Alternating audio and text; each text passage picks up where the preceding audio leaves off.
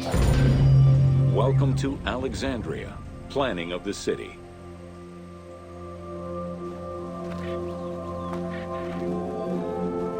Alexander's plan to build his great city began with a verse from Homer's Odyssey. There is, in front of Egypt, in the sea with many swells, an island called Pharos. Guided by these clues, Alexander the Great founded his future city at the western end of the Nile Delta.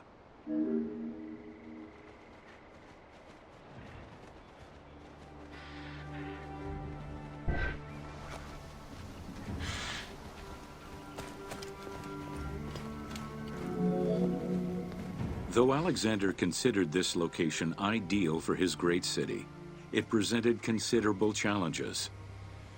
Too difficult to access during storms, the surrounding swamps threatened disease, and the limestone soil prevented the growth of healthy crops.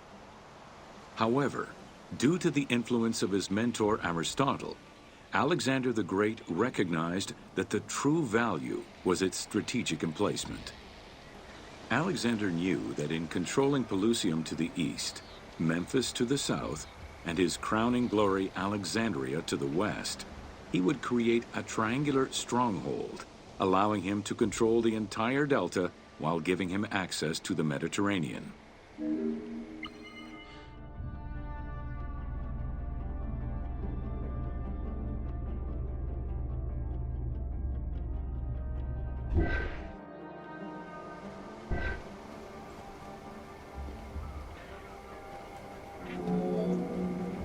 Though Alexander considered this location ideal for his great city, it presented considerable challenges. The Great Walls of Alexandria had a humble beginning. Lacking chalk to outline the future city's foundations, architects were forced to use flour instead. Clouds of migrating birds swept down and ate the flour, erasing the plans. This prompted Alexander to seek guidance from the oracles, who reassured him that his future city was destined to feed a large population.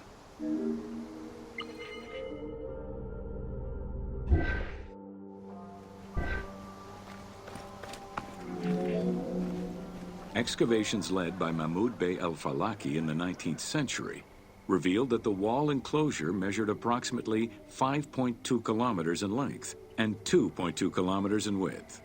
It was roughly 9 meters in height.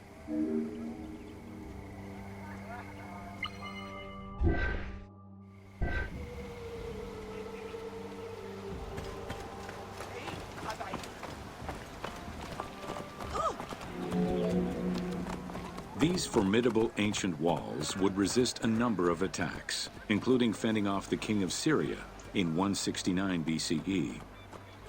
It wasn't until 295 CE that they eventually fell to Roman Emperor Diocletian, and this only after 8 months of relentless assault.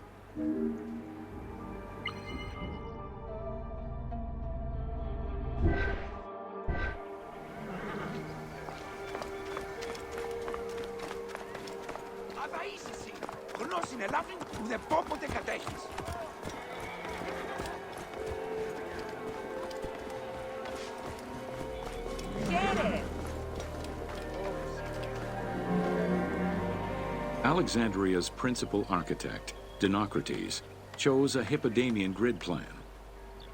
The grid maximized functionality, with wide, straight roads and canals running beneath them. Alexander recognized the military value of the city's design. The wide, parallel streets gave him optimal surveillance of the city, while allowing the unobstructed flow of troops.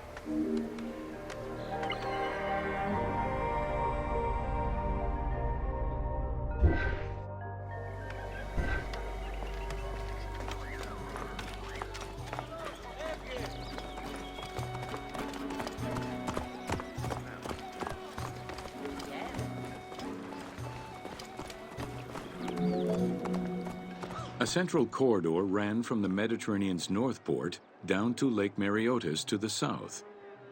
This thoroughfare acted as an unobstructed link for commercial trade and travel between the two ports.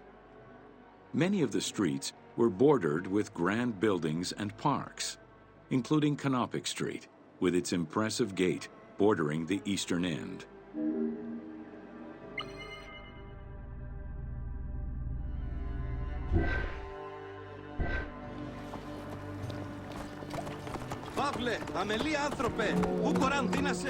Alexandria was most likely built upon an already existing Egyptian village. Upon its completion, the Egyptians reviled the city, refusing to call it by its founder's name. Instead, they called it Raked, the building, as a mark of disdain, which was later Hellenized into Rakotis. Despite this, the name Alexandria would remain.